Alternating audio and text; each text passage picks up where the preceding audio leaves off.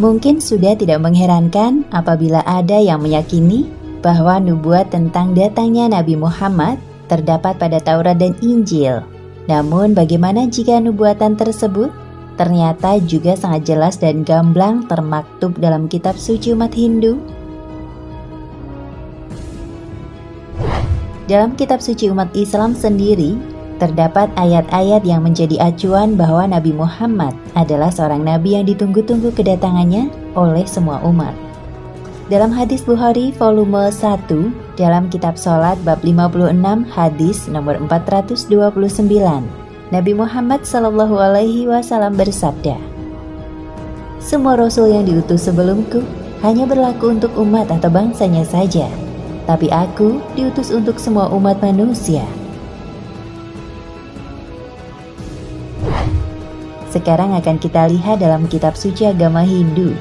Terdapat banyak kitab dalam agama Hindu yang diakui sebagai kitab suci. Dan yang dianggap paling suci adalah kitab Weda. Jika di antara kitab-kitab itu ada yang bertentangan, maka yang harus menjadi rujukan utama adalah Weda, yang juga masih terbagi lagi menjadi beberapa kitab. Kitab-kitab lain selain Weda adalah Upanishad, Smriti, Dharma Sastra, Bhagavad Gita, Puranas, dan sebagainya.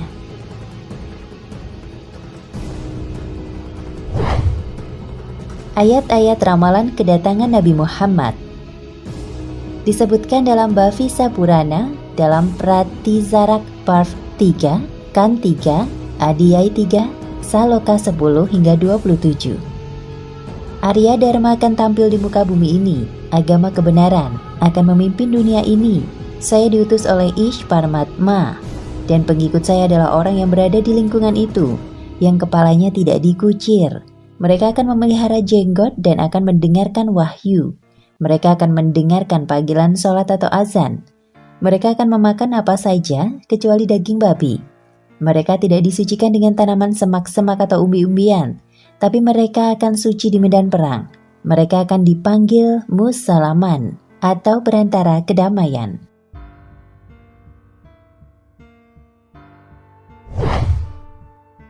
Jika Anda mendengar pernyataan di atas dengan baik, maka Anda akan melihat bahwa ciri-ciri dari pengikut agama kebenaran yang disebutkan adalah ciri-ciri yang umum terdapat pada umat Islam. Dalam Artavaveda, buku 20, himne 127, slokas 1 hingga 14 disebutkan tentang Kuntub Suktas yang mengisyaratkan bahwa Nabi Muhammad akan terungkap kemudian. Mantra 1 mengatakan, ia akan disebut Nara Sangsa. Nars artinya orang, Sangsa artinya yang terpuji. Jadi Nara Sangsa artinya orang yang terpuji. Kata Muhammad dalam bahasa Arab juga berarti orang yang terpuji.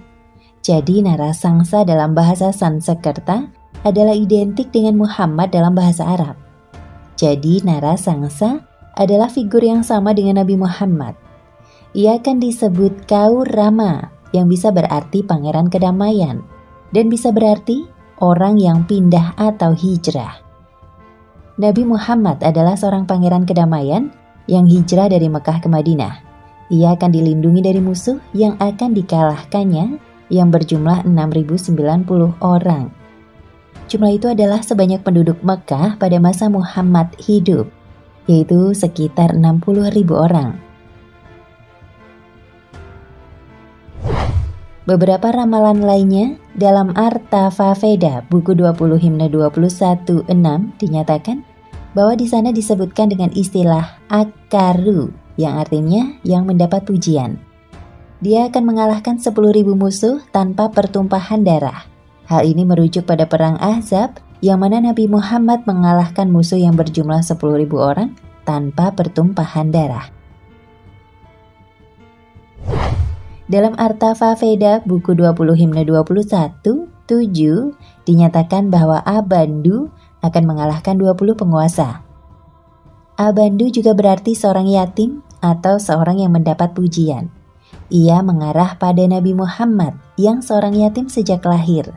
Dan arti kata Muhammad atau Ahmad yang berarti yang terpuji, yang akan mengalahkan kepala suku dari suku-suku di sekitar Mekah yang berjumlah sekitar 20 suku.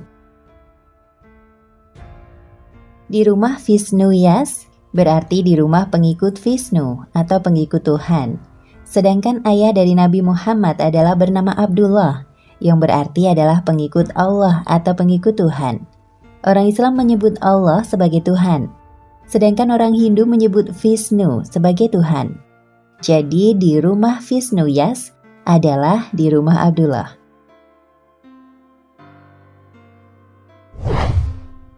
Sumati dalam bahasa Sanskerta artinya adalah orang yang sangat setia. Sedangkan ibunda Nabi Muhammad adalah bernama Aminah, yang dalam bahasa Arab artinya juga orang yang setia. Sambala bahasa Arabnya adalah tempat yang aman dan damai. Nabi Muhammad dilahirkan di Mekah yang terkenal dengan nama Darul Aman, yaitu tempat yang aman dan damai. Akan lahir di antara kepala suku Sambala. Artinya bahwa Nabi akan lahir di antara kepala suku di Mekah. Lahir pada tanggal 12 di bulan pertama Madog. Nabi Muhammad lahir pada tanggal 12 Rabiul Awal sebagai Amtim Risi atau Resi terakhir. Nabi Muhammad adalah juga Nabi terakhir dari deretan Nabi-Nabi yang dikirim Tuhan seperti yang terdapat pada Quran Surat Al-Ahzab ayat 40. Dia akan memperoleh bimbingan di atas gunung dan akan kembali ke arah utara. Nabi Muhammad peroleh wahyu pertamanya di Gua Hiro di Jabal Nur. Jabal Nur artinya gunung cahaya, lalu kembali lagi ke Mekah.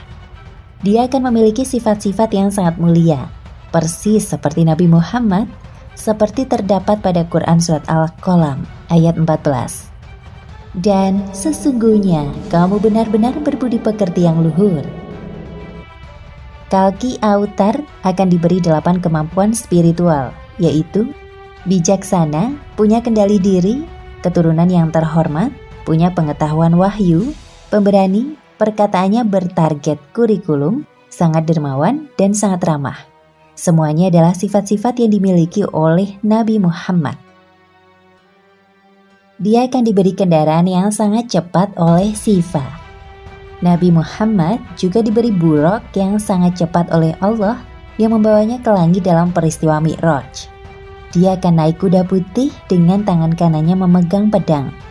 Nabi Muhammad juga ambil bagian dalam peperangan, termasuk dengan menunggang kuda dan bertempur dengan memegang pedang dengan tangan kanannya. Dia akan dibantu oleh 4 sahabat dalam menyebarkan misi. Kita tahu ada 4 orang khalifah sahabat Nabi, yaitu Sayyidina Abu Bakar, Umar bin Khattab, Utsman bin Affan, dan Ali bin Abi Thalib. Dia akan ditolong oleh malaikat di medan pertempuran. Dalam perang Badar, Nabi Muhammad dibantu oleh para malaikat Allah seperti tersebut dalam Quran Surat Ali Imran ayat 123 dan 125. Jika kamu bersabar dan bertakwa, dan mereka menyerang kamu, dengan seketika itu juga, niscaya Allah menolong kamu dengan 5.000 malaikat yang memakai tanda. Juga Quran Surat Al-Anfal ayat 9 yang berbunyi, sesungguhnya aku akan mendatangkan bala bantuan kepadamu dengan 1.000 malaikat yang datang berturut-turut. Ternyata sekian banyak ayat tersebut yang sebenarnya belum semuanya ditampilkan. Silahkan temukan referensi lainnya. Dalam Prophecies in Hindu Scriptures, menceritakan akan datangnya seorang nabi yang ditunggu-tunggu oleh umat Hindu. Begitu cocok dengan gambaran Nabi Muhammad, umat Islam, dan sejarahnya. Hal ini juga merupakan pembuktian yang diberikan Allah bahwa Nabi Muhammad memang diutus Allah untuk seluruh umat manusia.